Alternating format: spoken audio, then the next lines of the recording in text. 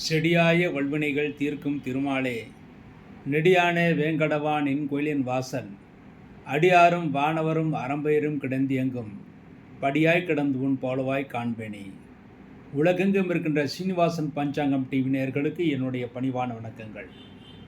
இன்றைய பதிவில் இந்த வாரத்திய விரதாதி முக்கிய விசேஷங்களை பற்றி பார்ப்போம். இன்றைய தினம் குரோதி வருஷம் சித்திரை மாதம் 1ஆம் தேதி ஏப்ரல் 14/4/2024 ஞாயிற்றுக்கிழமை. இன்றைய தினம் சஷ்டி திதி.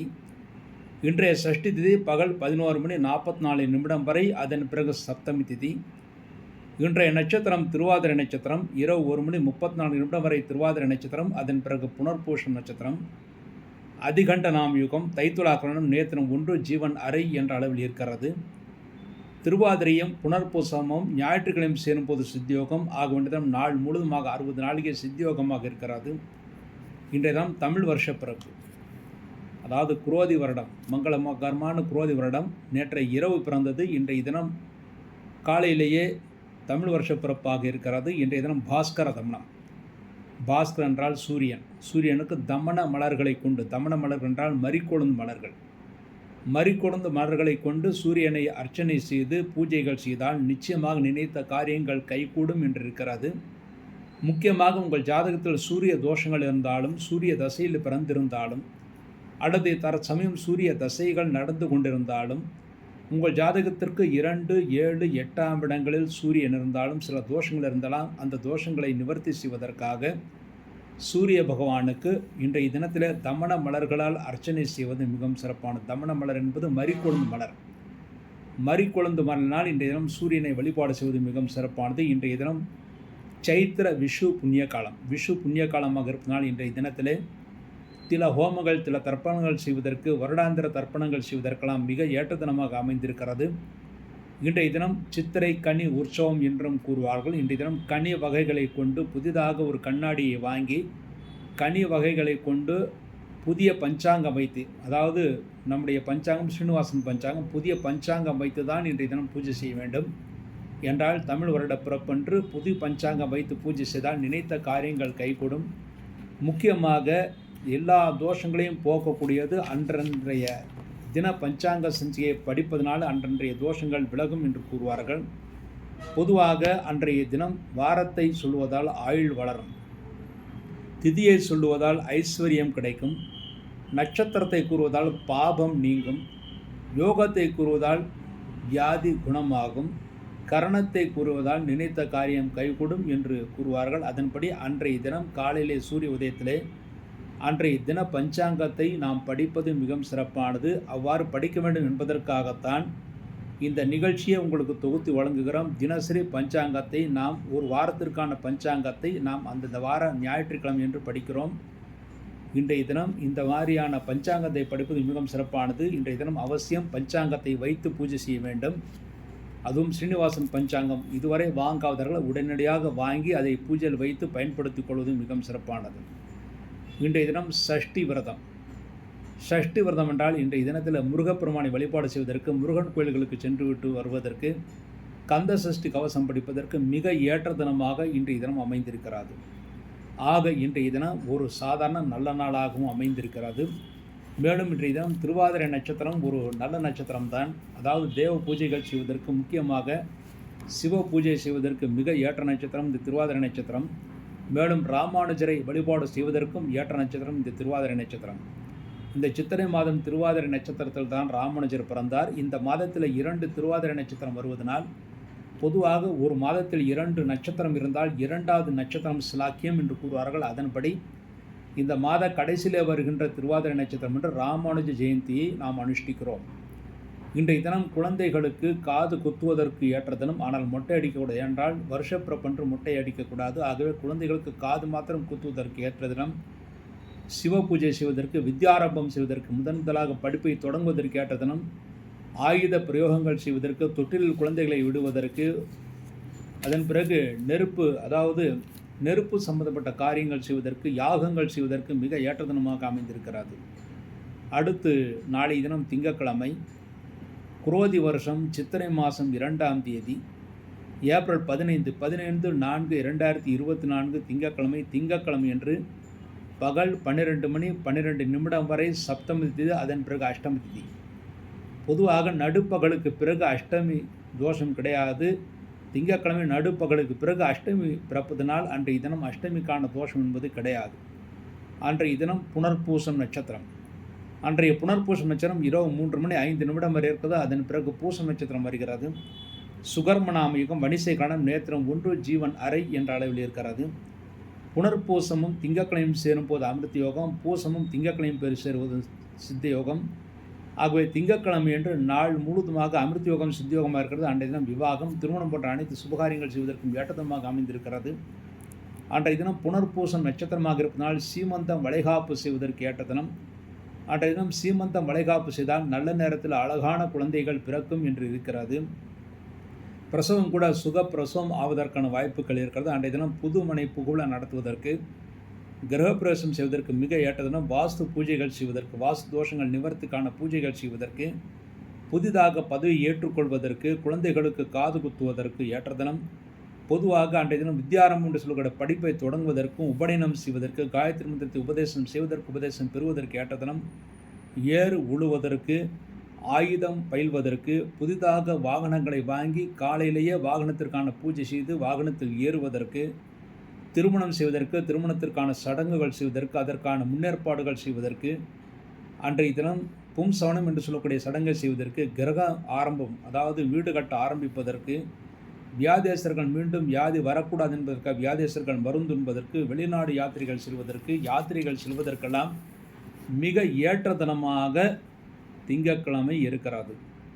அன்றைய தினம் பஞ்சாங்கத்தில் கமல சப்தமி விரதம் என்று போடப்பட்டிருக்கும். கமலம் என்றால் தாமரை என்று பொருள்.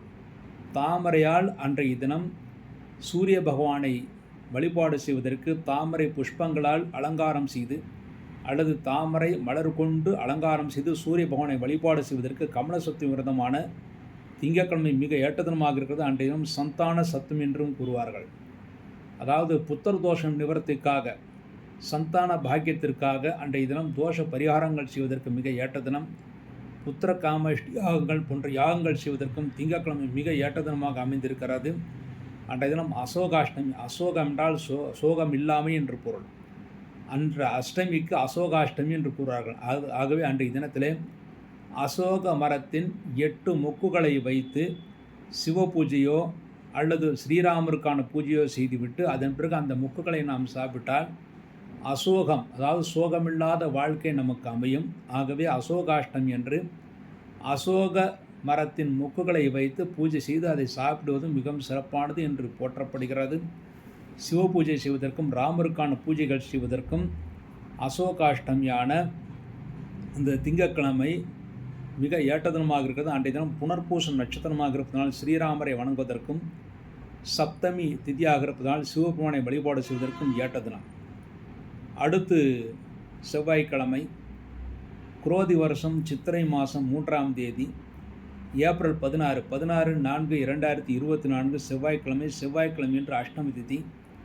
அன்றைய அஷ்டமி திதி பகல் 1 மணி 24 நிமிடம் வரை இருக்கிறது. அதன் பிறகு நவமி திதி வருகிறது. செவ்வாய்க்கிழமை பூசம் நட்சத்திரம். மறுநாள் விடியற்காலை 5 மணி 16 நிமிடம் வரை நாள் முழுவதுமாக பூசம் நட்சத்திரமாக அமைந்திருக்கிறது. திருத்தினாமிகம் பவகரணம் நேத்திரம் 1 ஜீவன் அரை என்ற அளவில் இருக்கிறது. அன்றைய தினம் பூசம் நட்சத்திரம் ஆழ்நிலை நட்சத்திரம் செவ்வாய்க்கிழமை சேரும்போது சித்தியோகம். ஆகவே செவ்வாய்க்கிழமை நாள் முழுவதுமாக சித்தியோகமாக இருக்கிறது. அன்றைய தினம் தங்க வெள்ளி விலைகள் உச்சத்தில் இருக்கும், நன்றாக விலை ஏறும் என்று இருக்கிறது. அன்றைய தினம் தனிய நாள். தனிய நாள் இருப்பதால் அன்றைய தினம் சுபகாரியங்கள் செய்யக்கூடாது, ஆனால் தெய்வ காரியங்கள் செய்யலாம். அஷ்டமியாக அன்றைய தினம் காலை நேரத்தில் இருப்பதனால் அஷ்டமிக்கான பூஜைகள் செய்வதற்கு, துர்க்கை வழிபாடு செய்வதற்கு ஏற்ற தினம். அன்றைய தினம் பஞ்சாங்கத்தில் பவானி உற்பத்தி என்று பஞ்சாங்கத்தில் போடப்பட்டிருக்கும். பவானி என்பது ஈரோடு மாவட்டத்தில் இருக்கின்ற பவானி. சேலத்திலிருந்து ஈரோடு செல்லும் வழியில் பவானி என்ற ஊர் இருக்கிறது. அங்கே சங்கமேஸ்வரர், 3 நதிகள் சேர்கின்ற அந்த முக்கூடலும் அங்கே இருக்கிறது. அங்கே சங்கமேஸ்வரரும் வீரநாராயண பெருமாளும் தரிசனம் செய்து தருகிறார்கள். அன்றைய தினம் பவானி ஆற்றங்கரைக்கு சென்று பவானியை வழிபாடு செய்துவிட்டு நம்முடைய ஜாதகத்தில் இருக்கின்ற தோஷ பரிகாரங்கள் செய்வதற்கு செவ்வாய்க்கிழமை பவானி கரையிலே அமர்ந்து தோஷ பரிகாரங்கள் செய்வதற்கு ஏற்ற தினம். அன்றைய தினம் பவானி தேவியை வழிபாடு செய்வது மிகவும் சிறப்பானது. அன்றைய தினத்தில் பவானியில் இருக்கின்ற, அதாவது ஈரோட்டுக்கு அருகில் இருக்கின்ற பவானி என்ற ஊர், அங்கே சங்கமேஸ்வரர் கோயில் இருக்கிறது. அந்த கோயிலில் வீரநாராயண பெருமாளுக்கும் தனி சன்னிதி இருக்கிறது. அங்கே சென்று சங்கமேஸ்வரரையும் வீரநாராயண பெருமாளையும் நீங்கள் தரிசனம் செய்து விட்டு வரலாம். அதன் மூலமாக நினைத்த காரியங்கள் கைகூடும், தோஷ பரிகாரங்கள் நிச்சயமாக பலிக்கும். அன்றைய தினம் செய்யக்கூடிய தோஷங்களுக்கு பரிகாரங்களுக்கு நன்மைகளை ஏற்படுத்தி கொடுக்கும். அடுத்து புதன்கிழமை, குரோதி வருஷம் சித்திரை மாதம் 4ஆம் தேதி ஏப்ரல் 17/4/2024 புதன்கிழமை என்று பகல் 3:14 வரை நவமி திதி, அதன் பிறகு தசமி திதி. அன்றைய தினம் நாள் முழுவதுமாக 60 நாளிகை ஆயில்யம் நட்சத்திரமாக இருக்கிறது. சூலம் நாம் யுகம், கௌளவகரணம், நேத்திரம் 2, ஜீவன் அரை என்ற அளவில் இருக்கிறது. ஆயில்யமும் புதன்கிழமை சேரும்போது சித்தியோகம்.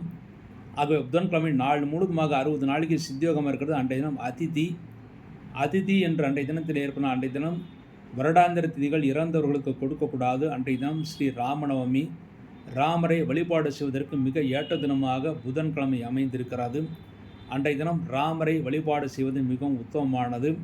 அன்றைய தினம் ராமரை வழிபாடு செய்து பூஜைகள் செய்தால் நிச்சயமாக பித்ருபாக்கிய பரிபாலனம் செய்த அந்த நல்ல பலன்கள் கிடைக்கும், பித்ரு தோஷங்கள் விலகும். அன்றைய தினம் ராமருக்காக பழங்கள், காய்கறிகள் நைவேத்தியம் செய்வது, பானகம் நைவேத்தியம் செய்வது, நீர்மோர் நைவேத்தியம் செய்வது, வெள்ளரிக்காய் பிஞ்சுகளை நைவேத்தியம் செய்வது, மேலும் சர்க்கரை பொங்கல் நைவேத்தியம் செய்வது மிகவும் சிறப்பானது. அன்றைய தினத்திலே ராமநவமி அன்று ஒரு ராம பக்தரை வீட்டிற்கு வரவழைத்து வெள்ளை வஸ்திரம் கொடுத்து ஒரு பலகையில் உட்கார வைத்து அவருக்கு நைவேத்தியம் செய்த உணவுப் பொருட்களை அவருக்கு முதலிலே படைத்து அவருக்கு கொடுத்து விட்டு அதன் பிறகு நாம் சாப்பிட வேண்டும். அவருக்கு தட்சணைகள் கொடுத்து அனுப்ப வேண்டும். அவ்வாறு செய்து அன்றைய தினத்திலே ஸ்ரீராம ஜெயராம ஜெய ஜெய ராம, ஸ்ரீராம ஜெயராம ஜெய ஜெய ராம என்று 48 முறை நாம் தியானம் செய்ய வேண்டும். அவ்வாறு செய்தால் நிச்சயமாக நாம் நினைத்த காரியங்கள் கைகூடும், பித்திருக்களுடைய ஆசீர்வாதம் நமக்கு கிடைக்கும், மேலும் நினைத்த காரியங்கள் கைகூடும். ஸ்ரீராமருக்கு மட்டும்தான் ஸ்ரீராம ஜெயம் என்று எழுதுவார்களே தவிர மற்ற எந்த தெய்வங்களுக்கும் ஜெயம் என்ற வார்த்தை இருக்காது. ஆகவே அன்றைய தினம் ராமரை வழிபாடு செய்து ஸ்ரீராம ஜெயம் குறைந்தபட்சம் 1008 முறை எழுதினாலும் அல்லது ஸ்ரீராம ஜெயராம ஜெய ஜெய ராம என்று சொல்லக்கூடிய வாக்கியத்தை 48 அல்லது 108 முறை எழுதினாலும் நினைத்த காரியங்கள் கைகூடும் என்றிருக்கிறது. அன்றைய தினம் ஸ்ரீராமநவமி, ராமரை வழிபாடு செய்வதற்கு அருகில் இருக்கிற ராமர் கோயில்களுக்கு சென்றுவிட்டு வருவதற்கும் ஏற்ற தினமாக அமைந்திருக்கிறது. அன்றைய தினம் பஞ்சாங்கத்தில் தேவி தமனம் என்று பஞ்சாங்கத்தில் போடப்பட்டிருக்கும். தேவி என்றால் அம்பாள். அம்பாளுக்கு அன்றைய தினம் தமன மலர் கொண்டு அர்ச்சனை செய்து தமன மலர்களால் மாலை தொடுத்து பூஜை செய்து விட்டு வந்தால் நினைத்த காரியங்கள் கைகூடும் என்றிருக்கிறது. மேலும் தோஷங்கள் விலகி நன்மைகளை ஏற்படுத்தி கொடுக்கும். சுப காரியங்களும் வீட்டில் விரைவாக நல்லபடியாக நடக்கும். அடுத்து வியாழக்கிழமை, குரோதி வருஷம் சித்திரை மாதம் 5ஆம் தேதி ஏப்ரல் 18/4/2024 வியாழக்கிழமை தசமி திதி.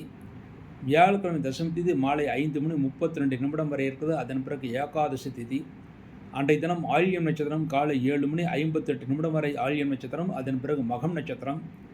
கண்டம் நாமயுகம், கரசை கரணம், நேத்திரம் 2, ஜீவன் அரை என்ற அளவில் இருக்கிறது. ஆயில்யமும் வியாழக்கிழமை சேரும்போது சித்தியோகம், மகமும் வியாழக்கிழமை சேரும்போது அமிர்த யோகம். ஆகிய வியாழக்கிழமை என்று நாள் முழுதுமாக சித்தியோகம் அமிர்த யோகமாக இருக்கிறது. அன்றைய தினம் ராம தர்மராஜ தசமி என்று கூறுவார்கள். அன்றைய தினம் ஆதிசேஷனை வழிபாடு செய்வது மிகவும் சிறப்பானது. தோஷ பரிகாரங்கள் செய்வதற்கு, முக்கியமாக நாக தோஷங்கள் நிவர்த்திக்கான பரிகாரங்கள் செய்வதற்கு மிக ஏற்ற தினமாக அமைந்திருக்கிறது. அன்றைய தினம் மகம் நட்சத்திரமாக இருப்பதனால் காலை 8 மணிக்கு பிறகு மகம் நட்சத்திரம் ஆரம்பிக்கிறது. ஆகவே காலை 8 மணிக்கு பிறகு திருமணம் போன்ற அனைத்து காரியங்கள் செய்வதற்கு, திருமண சடங்குகள் செய்வதற்கு ஒரு முழு சுபமுகூர்த்த தினம். அன்றைய தினம் வியாழக்கிழமை பயிர் தொழில் செய்வதற்கு, புதிதாக வாகனத்தை வாங்கி அதில் ஏறுவதற்கு, ஆயுதம் பயில்வதற்கு, வீட்டில் வாஸ்து தோஷங்கள் இருந்தால் வாஸ்து தோஷ நிவர்த்திக்கான பூஜைகள் செய்வதற்கு, கிணறு வெட்டுவதற்கு, மாங்கல்யம் செய்வதற்கு, மந்திர பிரயோகங்கள் செய்வதற்கெல்லாம் அன்றைய தினம் மிக ஏற்ற தினமாக இருக்கிறது. அன்றைய தினம் தோஷ பரிகாரங்கள் செய்வதற்கும் ஏற்ற தினமாகவே அமைந்திருக்கிறது. அன்றைய தினம் வியாழக்கிழமை ஒரு முழு சுபமுகூர்த்த தினமாக கொண்டாடப்படுகிறது. அடுத்து வெள்ளிக்கிழமை, குரோதி வருஷம் சித்திரை மாதம் 6ஆம் தேதி, சித்திரை 6ஆம் தேதி ஏப்ரல் 19/4/2024 வெள்ளிக்கிழமை வெள்ளிக்கிழமை என்று இரவு 8:05 வரை ஏகாதசி திதி, அதன் பிறகு துவாதசி திதி. ஒவ்வொரு ஏகாதசிக்கும் ஒரு பேர் இருக்கிறது. அன்றைய ஏகாதசிக்கு காமத ஏகாதசி என்று கூறுவார்கள். நம்முடைய காமங்களை, ஆசைகளை நிறைவேற்றக்கூடிய ஏகாதசி என்று கூறுவார்கள். அன்றைய தினம் விரதம் இருந்து பெருமாள் கோயிலுக்கு சென்று பெருமாளுக்கு 11 நெய் தீபங்கள் வைத்து 11 முறை வலம் வர வேண்டும். அவ்வாறு செய்தால் நினைத்த காரியங்கள் கைகூடும். காமத ஏகாதசி நம்முடைய மனதில் இருக்கின்ற ஆசைகளை நிறைவேற்றக்கூடிய ஏகாதசி என்று பொருள். அன்றைய தினம் மகம் நட்சத்திரம் பகல் 10:55 வரை மகம் நட்சத்திரம், அதன் பிறகு பூரம் நட்சத்திரம். அன்றைய தினம் மகம் நட்சத்திரம் 10:55 வரை, அதன் பிறகு பூரம் நட்சத்திரமாக இருப்பதனால் அன்றைய தினம் சுபகாரியங்கள் முடிந்தவரை தவிர்க்கப்பட வேண்டும். ஆனால் எல்லா விதமான தெய்வ காரியங்களும் செய்யலாம். அன்றைய தினம் விருத்தி நாம யோகம், வணிசேகரணம், அதன் பிறகு பத்திரேகரணம், நேத்திரம் 2 ஜீவன் பூஜ்யம் என்ற அளவில் இருக்கிறது. அன்றைய தினம் மகம் நட்சத்திரம் வெள்ளிக்கிழமை சேரும் போது மரணயோகம், பூர்வம் வெள்ளிக்கிழமை சேரும் போது சித்தியோகம். ஆக வெள்ளிக்கிழமை என்று பகல் 10:56 வரை மரணயோகம், அதன் பிறகு சித்தியோகம் என்ற அளவில் இருக்கிறது. அன்றைய தினம் கருநாள், சுபகாரியங்கள் தவிர்க்கப்பட வேண்டும். வெற்றியை தரக்கூடிய மனதிற்கு ஏற்படுகின்ற அங்கே கெட்ட ஆசைகளை நிவர்த்தி செய்து நல்ல ஆசைகளை வளர்த்து அதை நிறைவேற்றக்கூடிய ஏகாதசி அந்த காமத ஏகாதசி. ஆசைகளை நிறைவேற்றக்கூடிய ஏகாதசி என்று கூறுவார்கள். அன்றைய தினம் சாயன முறைப்படி கடகாயனம் இரவு 7:10 சாயன முறைப்படி கடகத்தில் அன்றைய தினம் சூரியன் செல்கிறதா, ரிஷபாயனம் ரிஷபத்தில் சூரியன் செல்வதாக ஐதீகம். அன்றைய தினத்தில் கங்கா அந்திய புஷ்கர ஆரம்பம். அந்த அன்றைய தினம் கங்கா நதிக்கு அந்திய புஷ்கரம் ஆரம்பிக்கிறது. அன்றைய தினம் கங்கையில் குளிப்பதற்கு ஏற்ற தினம். மேலும் அன்றைய தினம் முதற்கொண்டு 11 நாட்களுக்கு, 11 நாள் என்றால் குரு பேச்சு ஆகும் தினம் வரை 11 நாட்களுக்கு நீங்கள் கங்கையில் குளித்தால் புனித பலன்கள் கிடைக்கும். கங்கா புஷ்கரம், அந்திய புஷ்கரம் அன்றைய தினம் முதற்கொண்டு ஆரம்பிக்கிறது. அன்றைய தினம் கங்கையில் குளிப்பது எல்லா விதமான தோஷங்களையும், மோகங்களையும், பிரச்சனைகளையும் போக்கி நன்மைகளை ஏற்படுத்தி கொடுக்கும். அன்றைய தினம் முதற்கொண்டு 11 நாட்களுக்கு கங்கை கரையில் தானங்கள் செய்வதற்கு, சிராத்தங்கள் செய்வதற்கு, குளிப்பதற்கு ஏற்ற தினமாக அமைந்திருக்கிறது. அன்றைய தினம் வீட்டிலே கங்கா ஸ்நானம் செய்வதற்காக ஏதாவது கங்கை தீர்த்தம் இருந்தால் அதை நம்முடைய ஸ்நானத்துடன் நீங்கள் கங்கை தீர்த்தத்தை கலந்து ஸ்நானம் செய்வது மிகவும் சிறப்பானது. பாபங்கள் தொலையும். அடுத்து சனிக்கிழமை, குரோதி வருஷம் சித்திரை மாதம் 7ஆம் தேதி, ஏப்ரல் 20/4/2024 சனிக்கிழமை. சனிக்கிழமை என்று இரவு 10:42 வரை துவாதசி திதி, அதன் பிறகு திரையோதசி திதி. அன்றைய நட்சத்திரம் பூரம் நட்சத்திரம். பகல் 2:04 வரை பூரம் நட்சத்திரம், அதன் பிறகு உத்தரம் நட்சத்திரம். துருவம் நாமயுகம், பவகரணம், நேத்திரம் 2 ஜீவன் 1 என்ற அளவில் இருக்கிறது.